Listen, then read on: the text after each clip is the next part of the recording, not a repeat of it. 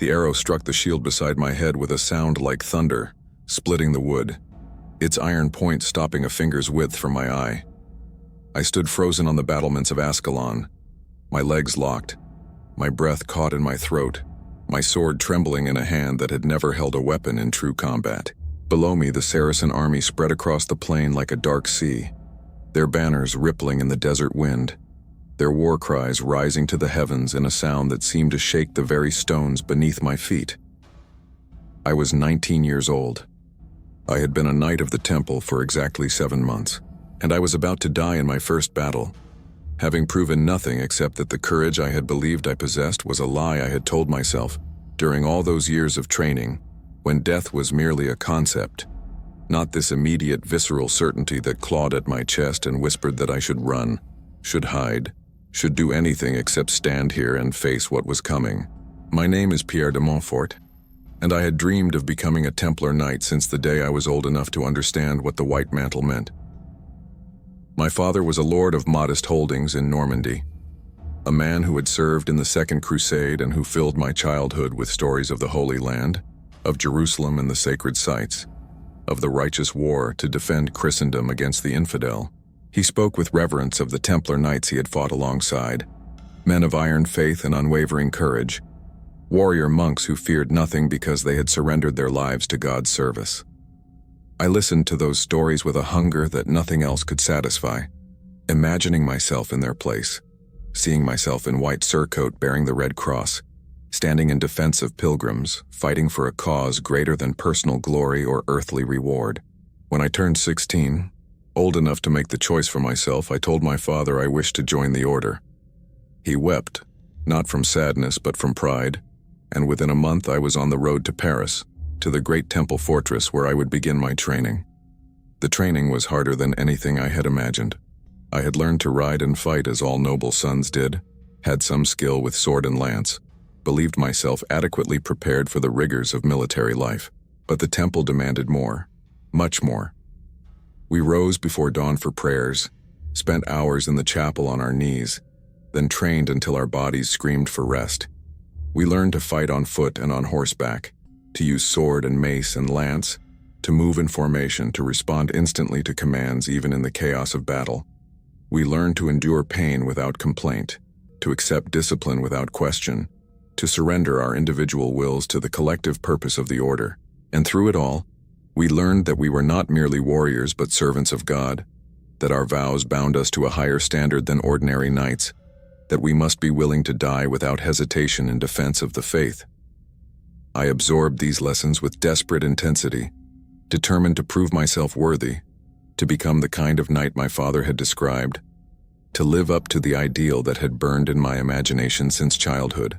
I took my final vows in the chapel at Paris on a cold February morning, kneeling before the Master as he laid the white mantle across my shoulders and spoke the words that would define the rest of my life. I promised poverty, chastity, obedience, promised to defend pilgrims, to fight for the Holy Land, to uphold the honor of the order even unto death. I spoke those words with absolute conviction, with a faith so pure and certain it seemed impossible that I could ever doubt or falter. I believed I was ready for anything, that my training had forged me into something harder than ordinary flesh, that fear was something I had conquered through discipline and prayer. 3 weeks later, I boarded a ship for Outremer, sailing with 20 other newly sworn knights, all of us young and eager, all of us burning to prove ourselves in the service we had pledged our lives to. The voyage took 6 weeks, through storms that had half the ship sick and praying for death, through calms where we sat motionless on glassy seas praying for wind. And then one morning we saw the coast of the Holy Land rising from the horizon, and my heart leaped with a joy so intense it was almost pain. I was assigned to the garrison at Ascalon, a fortress on the southern coast that guarded the approach to Jerusalem. It was commanded by Brother Gerard, a grizzled veteran of 30 years in Outremer, a man whose face was a map of old scars, and whose eyes held a sadness that came from watching too many young knights arrive full of zeal and die before they learned wisdom. He looked at me and the 3 other new arrivals with an expression somewhere between pity and resignation, then assigned us to experienced brothers who would teach us how to survive in a land where training was not enough. where the enemy was skilled and ruthless and had been fighting on this ground for generations. My mentor was Brother Thomas, a quiet man of perhaps 40, who had served at Ascalon for 15 years. He taught me the routines of garrison life, the watches we stood, the patrols we rode, the endless small labors of maintaining a fortress in hostile territory. He taught me which plants were safe to eat and which would poison you, how to find water in the desert, how to read the signs that meant Saracen raiders were near, and he taught me something I had not learned in all my training in France, that courage was not the absence of fear, but the ability to function despite it, that every man felt terror before battle, and that the mark of a true warrior was not fearlessness, but the discipline to do his duty even when every instinct screamed at him to flee. I had been at Ascalon for 3 months when word came that a large Saracen force was approaching from the south, that Saladin's nephew commanded them, that they intended to lay siege to our fortress. Brother Gerard assembled the garrison in the courtyard and spoke with the calm certainty of a man who had faced this situation many times before. We are 200 men against an army of perhaps 3,000. Our walls are strong, our supplies adequate for a siege of several months. Reinforcements will come from Jerusalem, but they will take time to arrive. Until then, we hold these walls. We give the enemy no foothold, no opportunity, no moment of weakness they can exploit. Some of you will die in this defense. That is the nature of war. But we will not surrender, we will not retreat, and we will not fail in our duty. Those who stand with me, take your positions. Those who find they cannot stand, leave now and face whatever judgment awaits you. No one left. We all took our positions, young and old, veterans and raw recruits like myself, and we waited for the enemy to arrive. They came at dawn 3 days later, their army spreading across the plain like locusts, surrounding our fortress, cutting us off from any possibility of retreat or reinforcement. I stood on the battlements with Brother Thomas beside me, watching as they erected their siege engines, as they dug trenches and built fortifications, as they prepared for the long work of breaking our walls and our will. My mouth was dry despite the water I drank, my hands sweating inside my mail gloves, my heart beating so hard I could feel it in my throat. This was real, I kept thinking. This was not training. Not an exercise, not a story told by my father in the safety of our hall in Normandy. Men were going to die, possibly including me, and there would be no glory in it, no moment of transcendent courage, just pain and fear, and the desperate struggle to stay alive while doing what we had been trained to do. Brother Thomas must have sensed my terror, because he put his hand on my shoulder and spoke quietly. Fear is not sin, Pierre. Fear is wisdom, the body's recognition of danger, the mind's proper response to threat. You cannot eliminate it, and attempting to do so will only make it worse. Accept the fear. Feel it. Acknowledge it. And then do your duty anyway. That is all courage has ever been. The first assault came that afternoon, a probing attack designed to test our defenses and our resolve. Saracen warriors rushed the walls with ladders, shooting arrows to cover their approach, and we met them with our own arrows, with rocks hurled from the battlements, with sword and mace when they reached the top of the walls. I shot arrow after arrow into the mass of attackers below, my hands shaking so badly I could barely knock each shaft, my aim wild, my breathing ragged. A warrior crested the wall 10 paces from where I stood, his scimitar already swinging at the brother beside him, and I watched in frozen horror as the blade opened Brother Mathieu's throat, as blood sprayed across the stones, as the young knight I had shared meals with for 3 months collapsed without a sound. The Saracen turned toward me, his eyes meeting mine, and I saw in them not hatred but simple determination, a man doing his duty, just as I was attempting to do mine. He raised his blade and I raised mine, and we came together in a clash of steel that sent shocks up my arm. I had trained for thousands of hours, had practiced these movements until they were instinct, but training had not prepared me for the weight of a real enemy. The speed of his strikes, the way fear slowed my reactions and made my parries come a heartbeat too late. He would have killed me in that first exchange if Brother Thomas had not appeared beside me, his sword taking the Saracen in a strike so fast I barely saw it move. The warrior fell, blood pooling beneath him, and Thomas pulled me back from the wall's edge. "Breathe," he commanded. You're holding your breath, that's why you're slow. Breathe, Pierre. In and out, steady. Keep breathing no matter what happens.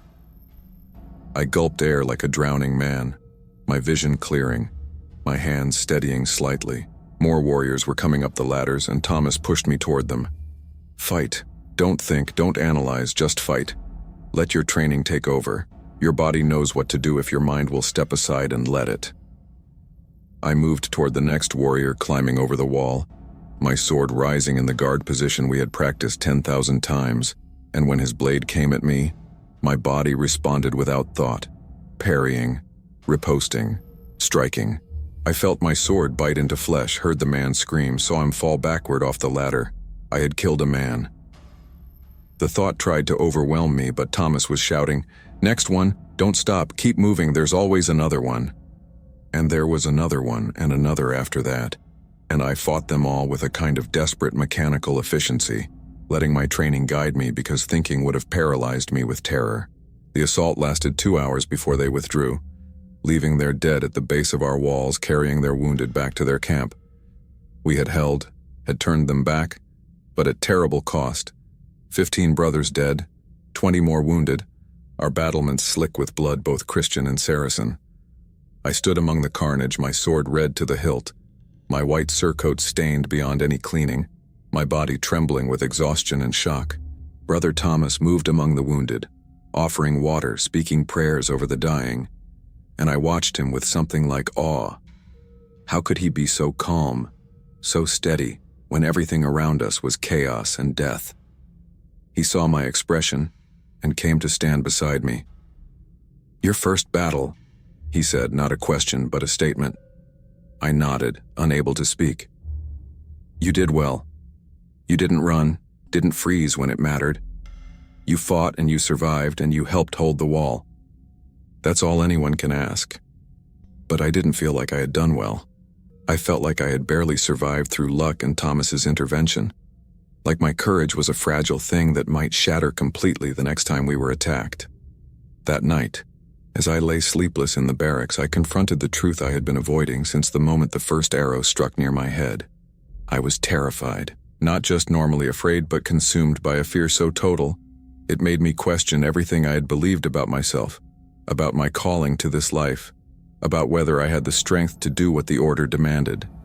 I had imagined myself as brave, had seen myself standing firm in the face of danger, had believed that my faith would sustain me through any trial. But faith had not made me brave when the Saracen warrior came at me with his scimitar. Training had saved me, and Brother Thomas's intervention, and simple desperate instinct, but not faith, not the pure certain faith I had possessed when I took my vows. I felt like a fraud, like I had pretended to be something I was not, like I had taken vows I lacked the courage to keep.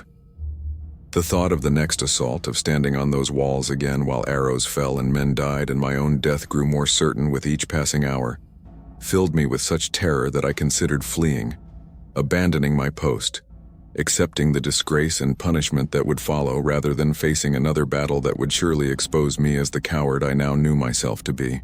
Brother Gerard found me in the chapel before dawn, kneeling before the altar though I had not been praying, just sitting in the darkness trying to make sense of what I was feeling.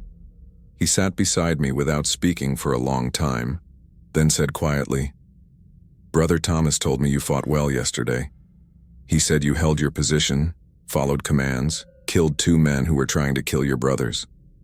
He recommended you for commendation." I shook my head. I was terrified. I froze when that first warrior came over the wall. If Thomas hadn't been there, I would be dead. Gerard smiled, a tired expression that held no mockery. "Of course you were terrified. You're 19 years old. You've been in the order for 7 months, and yesterday was your first real battle. Every man on those walls was terrified, Pierre. I was terrified, and I've stood in more battles than I can count. Terror is the price of having enough imagination to understand what might happen, enough intelligence to recognize danger, enough humanity to value your own life. The question is not whether you feel fear, but what you do despite feeling it." He continued, "You think courage means not being afraid. That's the mistake every young knight makes, the lie we tell ourselves to feel superior to ordinary men. But true courage is not the absence of fear. It's the choice to act rightly even when fear is overwhelming, to do your duty even when every instinct screams at you to run, to stand with your brothers even when standing means almost certain death. Yesterday you made that choice. You stood when you could have fled. You fought when you could have hidden. You did your duty despite your terror. That is courage, Pierre. That is the only kind of courage that exists in this world. I wanted to believe him, wanted to accept that my fear did not make me a coward, that choosing to fight despite terror was somehow honorable rather than simply the result of being too afraid of disgrace to run. But I could not shake the feeling that I had failed some test, that real knights would not feel what I felt, that my fear was evidence of weakness rather than humanity. The second assault came 2 days later, a massive attack on multiple sections of wall simultaneously, clearly designed to overwhelm our defenses and break through before we could concentrate our forces. I took my position on the battlements with Brother Thomas beside me, my sword in hand, my shield strapped to my arm, my prayers on my lips though the words felt empty, mechanical. The enemy came like a tide, ladders rising against the walls, arrows darkening the sky. The war cries so loud I could barely hear Thomas shouting commands. A warrior appeared at the wall's edge and I met him, our blades clashing, and in that moment something shifted inside me. I was still terrified. The fear had not diminished, had not been conquered by prayer or discipline or anything else. But I realized with sudden clarity that my fear did not matter, did not change what I needed to do, did not excuse me from the duty I had sworn to uphold. I could be afraid and still fight. I could feel terror and still stand. The fear was simply something I carried, like the weight of my armor or the heat of the desert sun, uncomfortable but not disabling unless I allowed it to be. I fought that day with a kind of grim determination, not the glorious courage of stories, but something harder, something that acknowledged the fear and chose honor anyway. I killed men whose faces I saw clearly, whose deaths I would carry in my memory forever. I watched brothers fall around me, good men whose names I knew, whose stories I had heard, whose loss diminished us all. I felt the terror threaten to overwhelm me 12 times, felt the urge to flee, to hide, to do anything except continue standing in that place of death. And each time, I chose to stay. Not because I was brave, not because my faith made me fearless, but because running would mean betraying my brothers, abandoning the vows I had taken, becoming something less than what I had promised to be. The choice between honor and fear was not made once but continually, moment by moment, each decision to raise my sword again, each refusal to abandon my post, each time I stepped forward when everything in me screamed to step back. The assault lasted 4 hours before they withdrew again, defeated by walls they could not breach and defenders who would not break. We had held, though the cost was terrible. 30 more brothers dead. Our numbers diminished to the point where we could barely man the full length of our walls. Brother Gerard walked among us after the battle, his face gray with exhaustion, his armor dented and blood-stained, and he stopped before me where I sat slumped against the battlements. "Brother Pierre," he said, his voice carrying a weight I did not understand. "You fought well today. Brother Thomas tells me you held the wall against 6 separate warriors, that you stood your ground when the assault was heaviest, that you did not waver, even when the outcome was most uncertain. The order is fortunate to have you." I could not speak, could only stare at him in confusion. I had not felt like I fought well, had felt like I barely survived through desperation and fear, and the simple refusal to break my vows. But perhaps that was enough. Perhaps that was all that honor required, not the absence of fear, but the choice to do right despite it. The siege continued for another month, though there were no more major assaults, just constant small raids designed to wear us down, to exhaust us, to break our will through attrition rather than direct assault. Reinforcements finally arrived from Jerusalem, a column of knights and men-at-arms that broke through the Saracen encirclement and relieved our garrison. The siege was lifted, the enemy withdrew, and we had survived.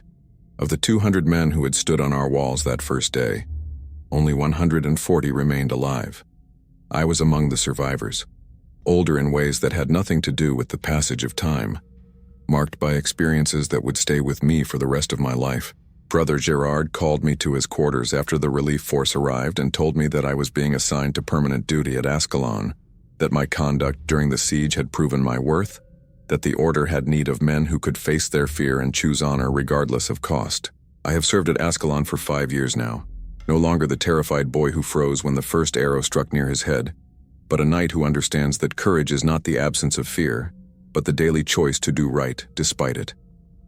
I have fought in a dozen more battles, have killed more men than I care to count, have watched brothers I loved fall beside me. The fear has never left me. I feel it before every engagement, feel it in my chest like a living thing that tries to paralyze me, tries to make me run. But I have learned to carry it, to acknowledge it and then set it aside, to do my duty not because I am fearless but because my vows demand it, because my brothers depend on me, because honor is not about feeling brave but about choosing rightly even when choice is hard. I teach young knights now, new arrivals full of zeal and certainty, and I tell them what Brother Thomas told me, that they will be afraid, that fear is natural and human and not a sign of weakness, that courage is simply the choice to stand despite terror, to fight despite doubt, to uphold their vows despite every instinct that screams at them to flee. I think often about that first battle, about the moment when the Saracen warrior came at me and I froze, about Brother Thomas saving my life and teaching me that fear was not failure. I think about all the moments since when I have chosen honor over fear, when I have stood when running would have been easier, when I have fought despite terror because my vows required it and my brothers needed me. Those choices have defined me more than any moment of easy courage could have made me into something harder and truer than the boy who arrived at Ascalon believing that faith would make him fearless. Faith does not eliminate fear. Faith gives us reason to choose honor despite fear, gives us purpose that transcends our own survival, gives us the strength to stand for something greater than ourselves even when standing costs everything we have. I was a young Templar knight who faced his first battle terrified and trembling. I chose honor over fear not once but 1,000 times, in small moments and large, in decisions that no one witnessed, and in stands that determined whether walls held or fell. That choice, that daily, grinding, unglamorous choice to do right despite terror, is the only courage I have ever possessed or will ever need. Non nobis, Domine, non nobis, sed nomini tuo da gloriam. Not unto us, O Lord, not unto us, but to thy name give glory. I speak these words now with understanding earned through blood and fear, and the hard lesson that glory comes not from fearlessness but from faithfulness, not from the absence of terror but from the choice to honor our vows despite it. I was afraid. I am still afraid. But I stand, and I fight, and I keep my promises. That is enough. That has always been enough. That is all honor has ever required.